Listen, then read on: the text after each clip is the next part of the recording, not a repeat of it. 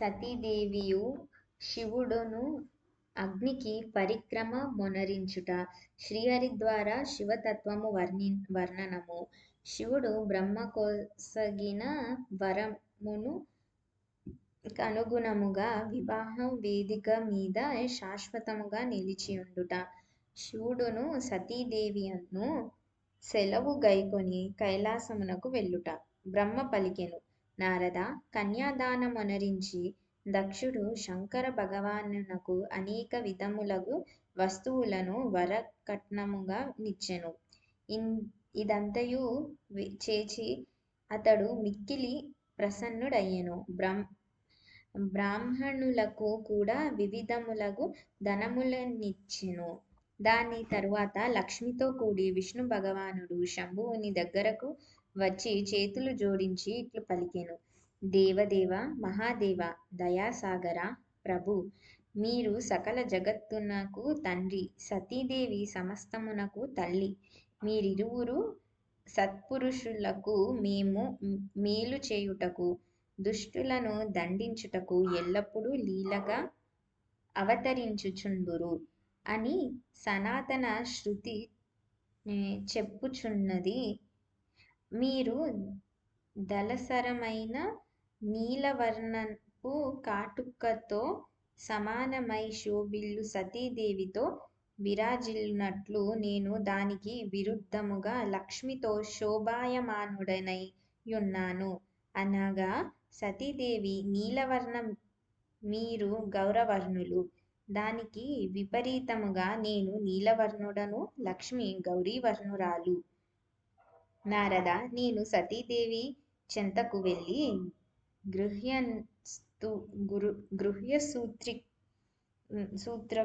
సూత్రోక్త విధానమును విస్తృతముగా అగ్ని కార్యమునంతయును చేయసాగితిని. ఆచార్యుడనుగు నేను మరియు బ్రాహ్మణుల ఆదేశానుసారము శివ మరియు శివుడును మిగుల హర్షముతో విధిపూర్వకముగా అగ్నికి ప్రదక్షిణలు చేసిరి. అప్పుడచ్చట మిక్కిలి అద్భుతమైన ఉత్సవము జరిగినది. మంగళ వాయిద్యములతో, సత్యగీతములతో ఆ ఉత్సవమునందరకు సంతోషమును చేకూర్చునది. తరువాత విష్ణు భగవానుడు పలికెను, సదాశివ, నేను మీ అనుమతితో శివతత్వమును వర్ణించెదను. సకల దేవతలు, మునీంద్రులు ఏకాగ్రచిత్తులై దీనిని వినురుగాక. భగవాన్, మీరు ప్రధానము, అప్రధానము అంటే ప్రకృతి మరియు దానికి అతీతులు అయిన మీరు అనేకములుగా విభజితులు అయినప్పటికీ మీరు విభాగరహితులు, జ్యోతిర్మయ స్వరూపులు. పరమేశ్వరులగు మీ మూడు దేవతాంశములే మేము. మీరెవరు, నేనెవరు, బ్రహ్మ ఎవరు? పరమాత్మలగు మీ మూడు అంశలు మేమే. సృష్టి, స్థితి, లయ కార్యముల నొనరించుట వలన ఒకరితో ఒకరు భిన్నముగా కనిపించుచున్నాము. మీరు మీ స్వరూపమును గూర్చి చింతన చేయుడు. మీరు లీలగా శరీరమును ధరించియున్నారు. మీరు నిర్గుణ బ్రహ్మరూపమున ఒకరే. మీరే సగుణ బ్రహ్మ. మేము బ్రహ్మ, విష్ణు, రుద్రుల అగు మీ అంశలు. ఒక శరీరమునందలి భిన్న భిన్న అవయములు మస్తకము, కంఠము అని వేరు వేరు నామములను ధరించును. అయినప్పటికీ అవి శరీరము నుండి వేరు కావు. అట్లే మేము ముగ్గురము పరమేశ్వరుడగు మీ అంశములమే. జ్యోతిర్మయుడు, ఆకాశము వలె సర్వవ్యాపి, నిర్లిప్తుడు, స్వయంధాముడు, పురాణుడు, కూటస్థుడు, అవ్యక్తుడు, అనంతుడు, నిత్యుడు, దీర్ఘుడు మొదలగు విశేషములతో రహితుడు, నిర్విశేష బ్రహ్మ. ఆయననే శివుడగు మీరు కనుక మీరే సర్వస్వము. బ్రహ్మ పలికెను, మునీంద్ర, విష్ణు భగవానుని ఈ మాటలను విని మహాదేవుడు మిగుల ప్రసన్నుడయ్యెను. తదుపరి ఆ వివాహ యజ్ఞమునకు స్వామి అంటే యజమాని పరమేశ్వరుడగు శివుడు ప్రసన్నుడై లౌకిక విధానమును ఆశ్రయించి చేతులు జోడించి బ్రహ్మనగు నాతో ప్రేమతో వచించెను. శివుడు పలికెను, బ్రహ్మదేవ, నీవు వైవాహిక కార్యమునంతయును చక్కగా సంపూర్ణము చేయించితివి. నేను సంతసించుచున్నాను. మీరు మా ఆచార్యులు. మీకు ఏమి దక్షిణ కావలయునో తెలుపుడు. సురజ్యేష్ఠ, మీరు దక్షిణను అడుగుడు. మహానుభావ, అది అత్యంత దుర్లభమైన దానిని శీఘ్రముగా తెలుపుడు. మీకు ఇవ్వరానిది ఏదియును లేదు. మునీంద్ర, భగవంతుడగు శంకరుని మాటలను విని చేతులు జోడించి నేను వినమ్రచిత్తుడనై పదే పదే నమస్కరించుచు ఇట్లు పలికితిని. దేవేశ్వర, మీరు ప్రసన్నులైనచో, మహేశ్వర, నేను వరమును పొందుటకు యోగ్యుడైనచో అది నాకు సంతోషము గూర్చును. నేను చెప్పిన దాని నాలకించి సఫలమునర్చుండు. మహాదేవ, మీరు ఈ రూపముతో ఈ వేదిక మీద శాశ్వతముగా విరాజమానులు కండు. మీ దర్శనము వలన మానవుల పాపములన్నీయు ప్రక్షాళనము కాగలవు. ఇది మీ సాన్నిధ్యమగుట వలన ఈ వేదిక సమీపమున ఆశ్రమమును నిర్మించుకొని నేను తపస్సు చేసుకొందును. ఇదియే నా అభిలాష. చైత్రమాస శుక్లపక్ష త్రయోదశి పూర్వ ఫాల్గుని నక్షత్రమున ఆదివారమున భూతలమునందలి మానవుల మిమ్ములను దర్శించినచో వారి పాపములన్నీయు అప్పటికప్పుడే నశించును, పుణ్యములు సిద్ధించును, సమస్త రోగములు పూర్తిగా తొలగిపోవును. దుర్భాగ్యురాలు, గొడ్రాలు, అంగవికారి, రూపహీన అయినప్పటికిని మీ దర్శన మాత్రము చేత నిర్దోషురాండ్ర అగుదురు. నా ఈ మాట అయిన ఆత్మకు సుఖము నిచ్చునది అయ్యెను. దీనిని విని భగవంతుడగు శివుడు ప్రసన్న చిత్తముతో పలికెను, విధాత, అట్లే జరుగుగాక. నీవు చెప్పినట్లే సకల జగత్తునకు హితమును గూర్చు తలంపుతో నేను నా పత్నితో కూడి ఈ వేదిక మీదనే సుస్థిర భావముతో స్థితుడనై యుందును. అట్లు పలికి పత్ని సహితుడై భగవంతుడగు శివుడు తన రూపిణియగు మూర్తిని ప్రకటించి వేదిక మధ్య భాగమున విరాజమానుడయ్యెను. తదనంతరము స్వజనుల మీద స్నేహభావము గల పరమేశ్వరుడగు దక్షుని నుండి సెలవు గైకొని తన భార్య సతీదేవితో కూడా కైలాసమునకు వెళ్ళుటకు సంసిద్ధుడయ్యెను. అప్పుడు ఉత్తమ బుద్ధిగల దక్షుడు వినయముతో నతమస్తకుడై చేతులు జోడించి ప్రేమతో వృషభధ్వజుని కీర్తించెను. అప్పుడు శ్రీ విష్ణువు మొదలగు దేవతలు, మునులు, శివగణములు నమస్కరించిరి, నానా విధముల స్తుతించిరి, ఆనందముతో జయ జయకారములు చేసిరి. తదనంతరము దక్షుని ఆజ్ఞతో పరమశివుడు సంతుష్టుడై సంతోషముతో సతీదేవిని వృషభ వాహనము మీద ఆసీనురాలను చేసెను. స్వయముగా తానును ఆరూఢుడయి హిమాలయముల వైపునకు బయలుదేరెను. భగవంతుడగు శంకరుని సమీపమున ఆసీనురాలైన సతీదేవి దంతములు అతి సుందరములు. ఆమె నవ్వు మనోహరముగా నుండెను. తన నీలశ్యామ వర్ణయుచేత చంద్రుని యందలి నీలి రేఖవలె శోభాయమానురాలై ఉండెను. అప్పుడు ఆ నవదంపతుల శోభను చూచి శ్రీ విష్ణువు మొదలగు దేవతలు, మరీచి మొదలగు మహర్షులు ఇంకను ఇతరులందరూ ఆశ్చర్య చకితులైరి. చేష్టలు డియుండిరి. దక్షుడు కూడా సమ్మోహితుడయ్యెను. అప్పుడు కొందరు వాయిద్యములను వాయించుచుండిరి, మరికొందరు మరుదస్వరముతో గీతాలాపనము చేయుచుండిరి. చాలామంది ప్రసన్నతతో శివుని కళ్యాణమయ ఉజ్వల యశస్సును గానము చేయుచు తామును వెంట నడుచుచుండిరి. శంకరుడు మార్గమధ్యమునుండి దక్షునికి వీల్కోడు పలికి సాగనంపెను. స్వయముగా ప్రేమ పరవశుడయి ప్రమథగణములతో తన ధామమునకు వెళ్ళిపోయెను. శివభగవానుడు, విష్ణువు మొదలగు దేవతలకు వీడ్కోలు పలికెను. కాని మరలా వారు మిక్కిలి ప్రసన్నతతో భక్తితో ఆయనను వెంబడించిరి.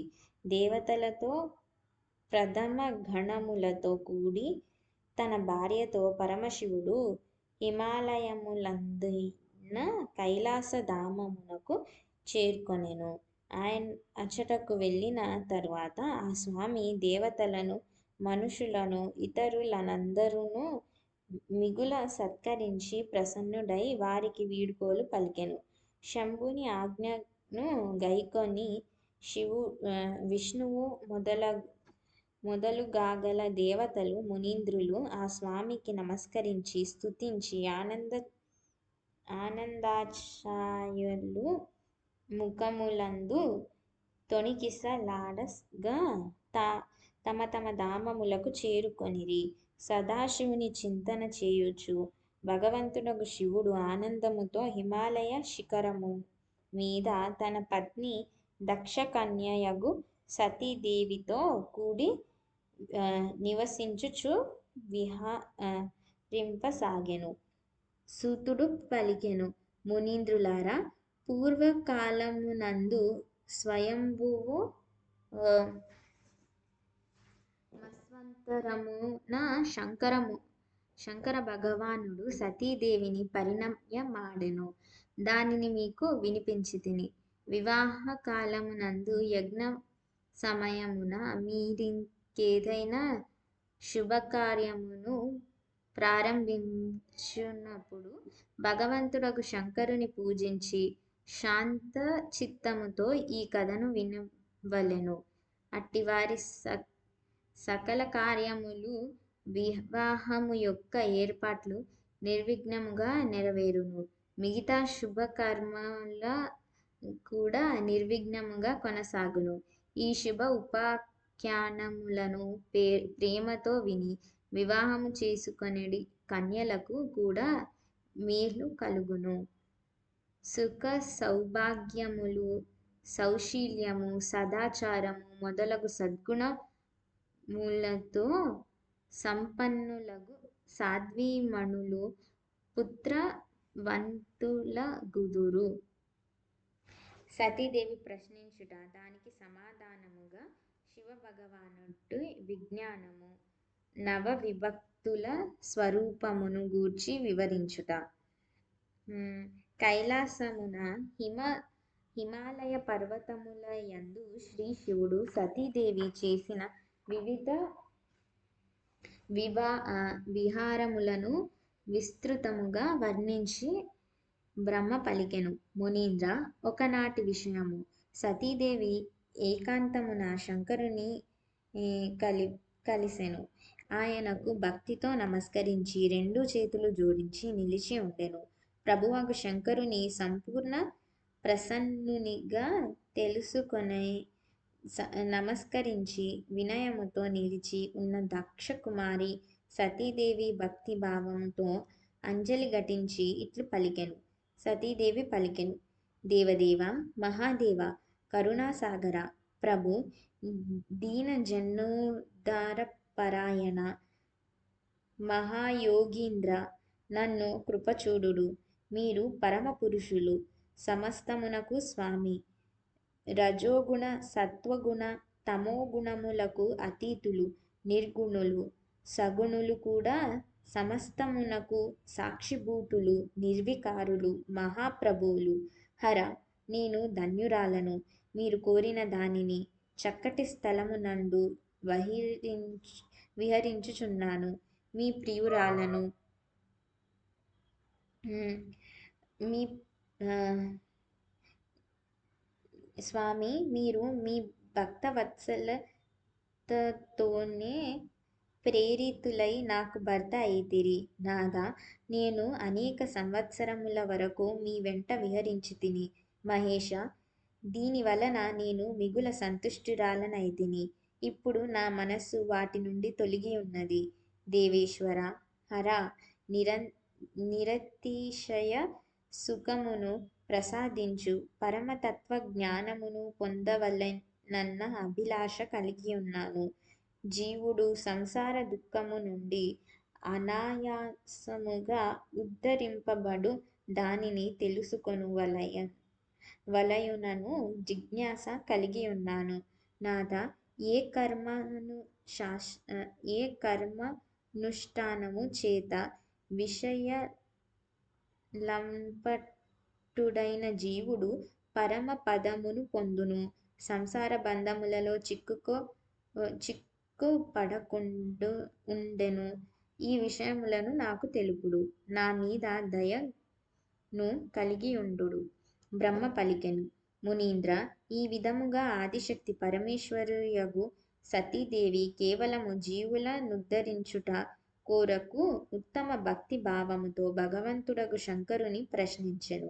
శంకరుడు ఆమె ప్రశ్నను విని, ఆ స్వామి తన ఇచ్ఛతోడనే శరీరమును ధరించువాడు. యోగము ద్వారా భోగముల నుండి విరక్త చిత్తుడైన ఆ స్వామి శివుడు మిగుల ప్రసన్నుడై సతీదేవితో ఇట్లు పలికెను. శివుడు చెప్పెను, దేవి దక్షనందిని మహేశ్వరి, వినుము. వాసనలందు చిక్కుకపోయి జీవుడు అప్పటికప్పుడు ముక్తుడు కాగల పరమతత్వమును తెలిపెదను. మహేశ్వరి, నీవు విజ్ఞానమును పరమతత్వమని తెలుసుకొనుము. విజ్ఞానము దయించిన తోడనే నేను బ్రహ్మను అను దృఢ నిశ్చయము కలుగును. బ్రహ్మ తప్ప ఇంకే వస్తువు స్మరణకు రాదు. అట్టి విజ్ఞానవంతుడైన పురుషుని బుద్ధి సర్వదా పరిశుద్ధమై ఉండును. ప్రియురాల, ఆ విజ్ఞానము దుర్లభము. ఈ త్రిలోకములందు దానిని తెలిసికొనివాడు ఏ ఒక్కడో అయి ఉండును. అతడు ఎట్లుండినను సదా నా స్వరూపుడే యగును. సాక్షాత్తు పరాత్పర బ్రహ్మయగును. భోగమోక్ష రూప ఫలముల నొసగు ఆ విజ్ఞానము యొక్క తల్లియే నా యందు గల భక్తి. అది నా కృప వలననే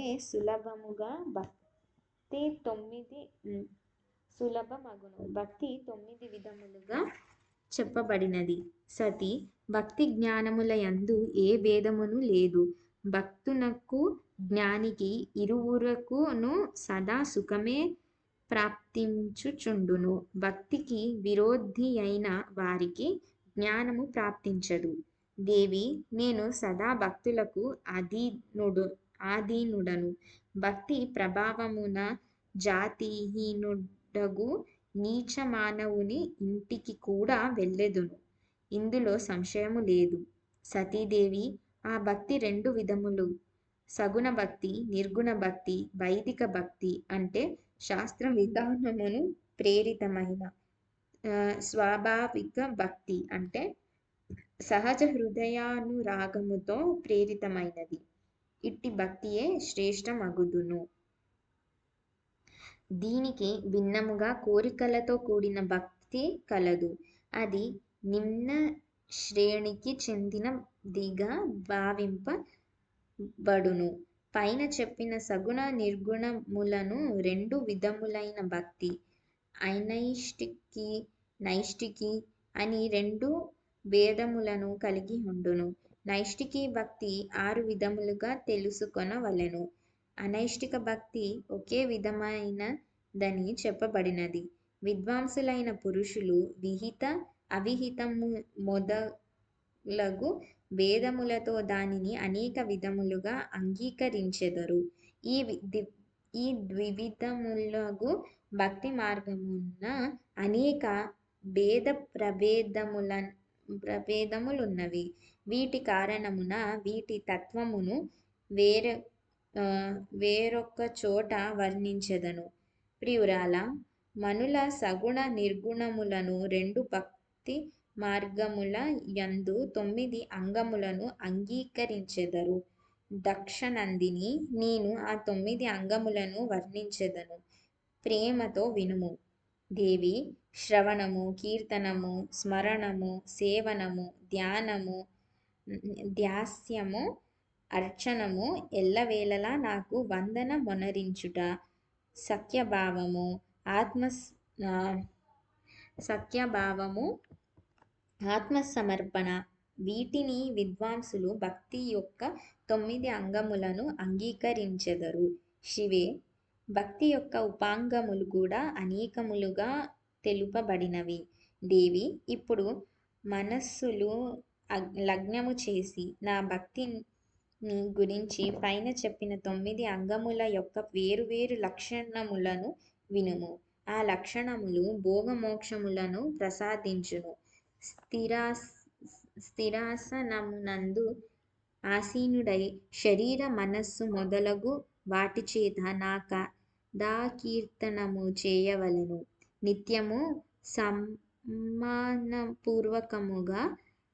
ప్రసన్నతతో తన శ్రవణ పుటకములతో వాటి అమృతోత్పమగు రసపానము చేయవలెను. అట్టి సాధనము అంటే శ్రవణ మని చెప్పుదురు. హృదయాకాశము ద్వారా నా దివ్య జన్మ కర్మలను చింతన చేయుచు, ప్రేమతో వాక్కు ద్వారా వాటిని ఉన్నత స్వరముతో ఉచ్చరించుచు చేయు భజన, సాధన, కీర్తన యనబడును.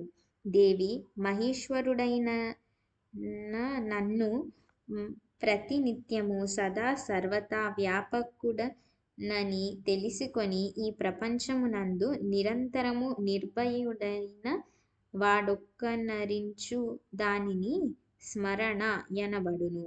అరుణోదయ వేళ నుండి ప్రతిక్షణమ సేవించదగినవాని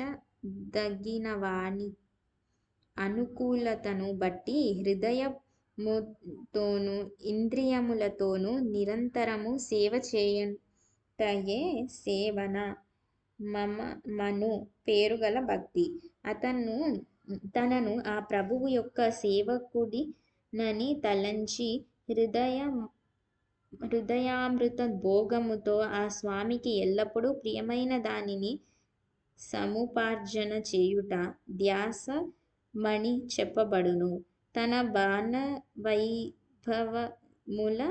కనుగుణముగా శాస్త్రీయ పద్ధతిలో పరమాత్ముడనైన నాకు సదా పాద్యాది షోడశోపచారములను సమర్పించుటయే అర్చన అని చెప్పబడును.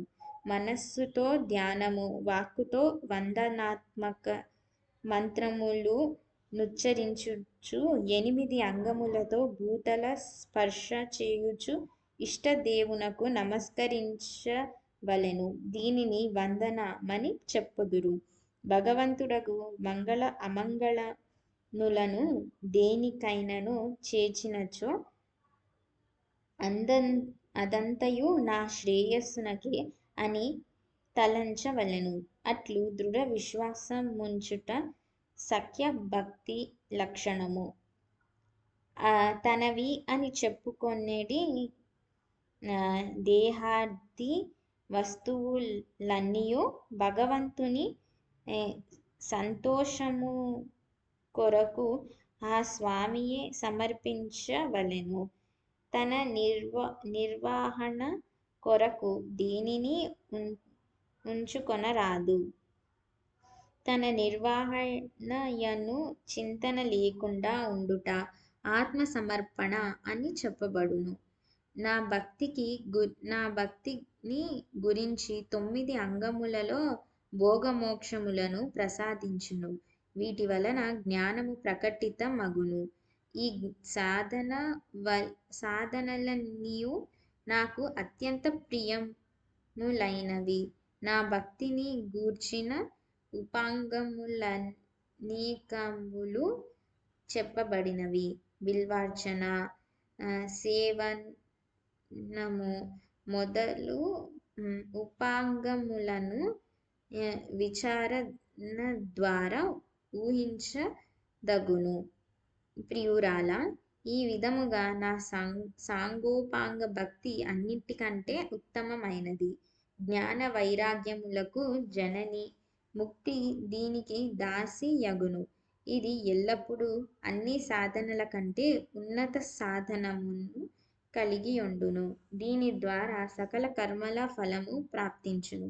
ఈ భక్తి సదా నీతో సమానమగు నాకు ప్రియమైనది. నిత్యము నిరంతరము ఈ భక్తి ఎవరి చిత్తమును నివసించునో అట్టి సాధకుడు నాకు అత్యంత ప్రియుడు. దేవేశ్వరి, 3 లోకములయందు 4 యుగములయందు భక్తితో సమానమైన సుఖదాయకమైన మార్గం ఇంకొకటి లేదు. కలియుగమునందు సుఖమును కలిగించి సకల సదుపాయములను సమకూర్చును. దేవి, కలియుగమునందు జ్ఞాన వైరాగ్యులను గ్రహించి వారెవ్వరునూ లేరు కనుక ఈ 2 గుణములను వృద్ధాప్యము, ఉత్సాహశూన్యము, జర్జరములై యున్నవి. కాని భక్తి అని యుగలములందు కలియుగమునందు కూడా ప్రత్యక్ష ఫలము నొసగును. భక్తి ప్రభావము చేత నేను సదా భక్తుని వశమందుదును. ఇందులో సంశయము లేదు. ప్రపంచమునందు భక్తి యుతుడగు పురుషునకే నేను సదా సహాయమొనర్తును. అతని విఘ్నములను నన్నింటియూ దూరము చేయుదును. నా భక్తునకు శత్రులెవరైనా ఉన్నచో వారిని దండించెదను. ఇందులో సంశయము లేదు. దేవి, నేను నా భక్తులను రక్షించువాడను. భక్తిని రక్షించుట కొరకే నేను కుపితుడనై నా నేత్రాగ్నితో కాలుని కూడా దహించితిని. భక్తుని కొరకు పూర్వము నేను సూర్యుని మీద కూడా నా కోపమును ప్రదర్శించితిని. శూలమును చేగొని నేను అతనిని కొట్టి పారద్రోలితిని. దేవి, నేను భక్తుని కొరకు సైన్య సహితుడైన రావణుని కూడా క్రోధముతో పరిత్యజించితిని. అతని ఎడలి పక్షపాతము చూపలేదు. సతీ దేవేశ్వరి, ఎక్కువ చెప్పుట వలన ప్రయోజనమేమి? నేను ఎల్లప్పుడూ భక్తాధీనుడను. భక్తిగల పురుషునికి సులభముగా వశుడనగుదును. అత్యంత వశుడనగుదును. బ్రహ్మ పలికెను. నారద, ఇట్లు భక్తుని మాహాత్మ్యమును విని దక్షకన్య సతీదేవి మిగుల హర్షించెను. ఆమె మిక్కిలి ప్రసన్నురాలై భగవంతుడగు శివునకు మనస్సులోనే ప్రణామము చేసెను. మునీంద్ర, సతీదేవి మరలా భక్తి కాండకు సంబంధించిన విషయమునే భక్తిపూర్వకముగా అడిగెను. లోకమునందు సుఖప్రదము, జీవుల ఉద్ధరణ సాధన ప్రతిపాదకము అయిన శాస్త్రమేది అని జిజ్ఞాస పూర్వకముగా అడిగెను. ఆమె యంత్ర మంత్ర శాస్త్రములు, వాటి మాహాత్మ్యము, మిగతా జీవి ఉద్ధారక ధర్మమయ సాధనల విషయమును విశేషముగా తెలుసుకొను కోరికను వెలిబుచ్చెను.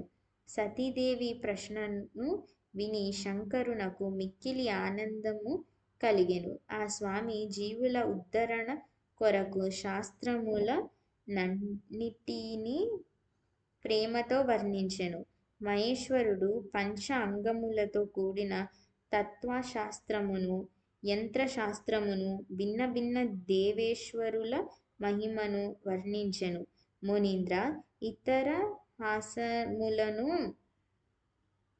ఇతిహాసములను కథాసహితముగా ఆయా దేవతల భక్తుల మహిమను, వర్ణాశ్రమ ధర్మములను, రాజధర్మములను నిరూపించెను. పుత్రుల స్త్రీల ధర్మములను మహిమను ఎప్పుడునూ నశించని వర్ణాశ్రముల ధర్మములను, జీవులకు సుఖప్రదమగు వైద్య శాస్త్రమును, జ్యోతిశ్శాస్త్రమును వర్ణించెను.